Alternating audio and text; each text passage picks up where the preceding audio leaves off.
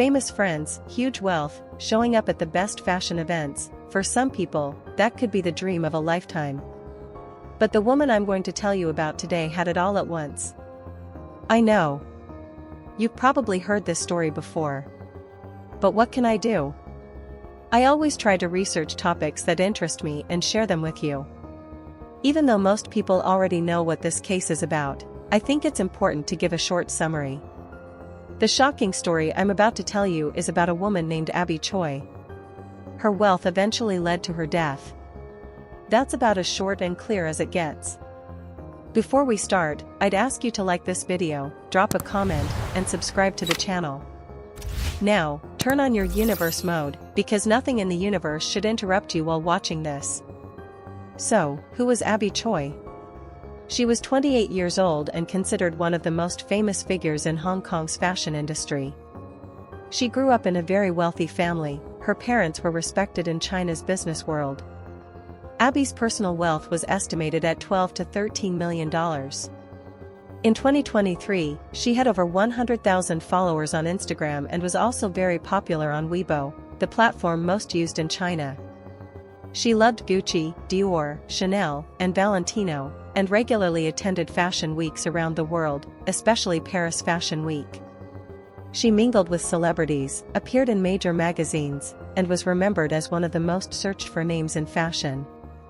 But Abby was not just a public figure, she was also the mother of 4 children at the age of 28. A lot of people get confused when talking about her husband and ex-husband, so let me explain clearly. At 18, Abby started dating a man named Alex. They got married and had 2 children together. 4 years later, they divorced. In 2016, at the age of 22, she married her second husband, Chris. They had 2 more children, but they were never legally married, they only held a ceremony without official documents. Chris also came from a wealthy family of businessmen who owned a well-known restaurant chain in China. Chris and his parents described Abby as a wonderful mother, loving, a good homemaker, a caring mom, a kind person. Abby was very generous, not just with her immediate family, but also with her in-laws and even her ex-in-laws. She often sent them gifts, met with them, and even gave them financial help.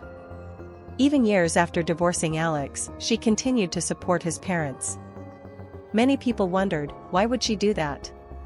It only shows how kind-hearted she really was. Abby even bought her ex-in-laws a luxury apartment in the exclusive Kadoorie Hill area. She put the property in her ex-father-in-law's name because she knew one day the apartment would belong to her 2 kids. She also helped Alex's older brother, Anthony, who was 31 and unemployed. Abby hired him as her personal assistant and even helped him buy a house. She took Anthony to high-profile parties, they took lots of pictures together, and he even called her my sister on Instagram, using hashtags like #family. So, clearly, Abby stayed very close to her ex-husband's family. In my opinion, Abby did this all for her children. Because not every woman, after divorce, would continue to support her ex's family. But here's the question, who were they really? Why would someone like Abby, wealthy, beautiful, from a good family, stay connected to them? Her ex-husband Alex and his family looked fine on the surface. Her ex-father-in-law was a 65-year-old former police officer who had served in the Hong Kong police force and earned honors. But in the 2000s, he was accused of sexual assault by an unknown woman and forced to resign. Clearly, this family loved money, and they were drowning in financial problems. Even before Abby's death, she was in conflict with them over financial issues. The main problem was the luxury house she bought for Alex's family. The house documents were in her ex-father-in-law's name. Abby wanted to sell that house and buy them a smaller apartment instead. Her lawyer even advised her, you paid the money, you can prove it, which means legally you can sell it and get your money back. That's where the conflict began. Abby told her friends she was determined to sell the house. But her ex-mother-in-law worried, where will we go? If you sell the house, we'll be homeless. They even threatened Abby, if you sell the house without giving us another one, we'll kill you. According to Abby's friends, she planned to give them another place, but the people living in the luxury house resisted. Why should we move into a smaller place? "This house is ours, how can you sell it?"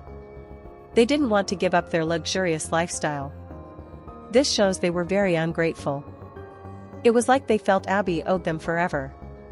They even tried to interfere in her financial matters and give her orders. Many people told them, "She's your ex-daughter-in-law, now she should move on with her life, why are you interfering in her money?" Still, the question comes up, why was Abby trying to take back the house where her ex-husband's family lived? Maybe Abby gave them that house as a gift. That's only a guess, but she bought it when she was very young, so maybe her ex-father-in-law tricked her into putting the house in his name, or maybe later promised to pay her part of the money back. Or maybe there was some kind of agreement we don't know about. But the fact that Abby wanted to sell the house shows she no longer wanted to support her ex's side. It was as if she wanted to slowly cut them off, to make Alex's family live independently without her help. Many people believe the ex's side was jealous of Abby's success.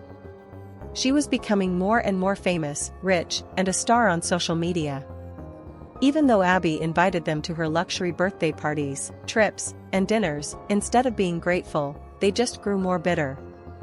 In their minds, it was like, our son Alex is in financial trouble, scamming people because he's desperate, while our ex-daughter-in-law lives in luxury, buying expensive handbags, going to fashion shows.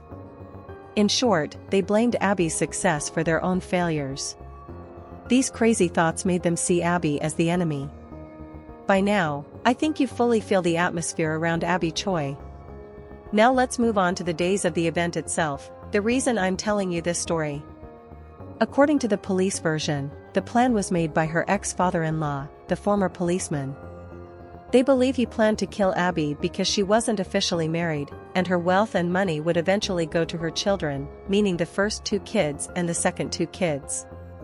That's why the father-in-law gathered the whole family, his wife, and his 2 sons. The entire family was involved in the plan. A month before, the ex-father-in-law even rented a villa in Long May Village, about 30 minutes outside Hong Kong. There, they practiced and planned how to carry out the murder.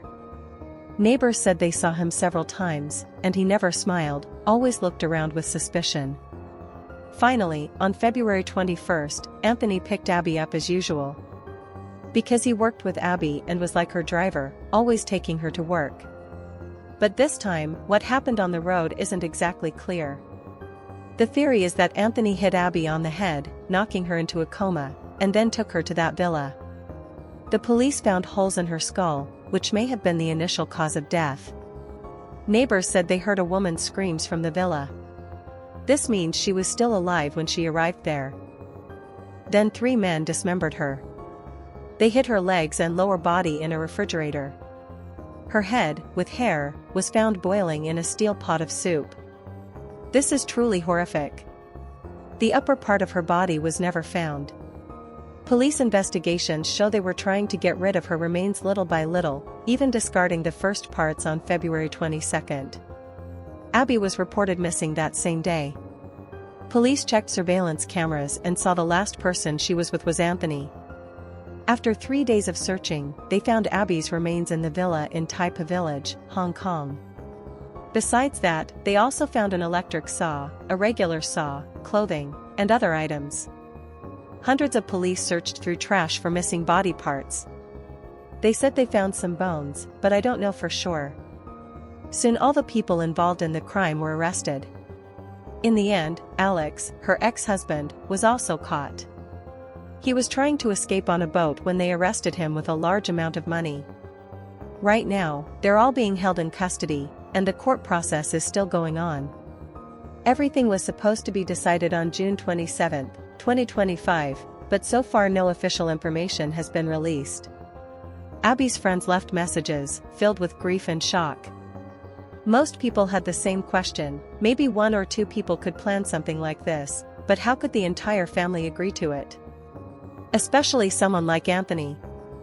After all, he received money from Abby, she helped him with business, supported him when he was unemployed. How could such a person turn against the mother of his own niece? Up to that point, they had all been living off Abby's help.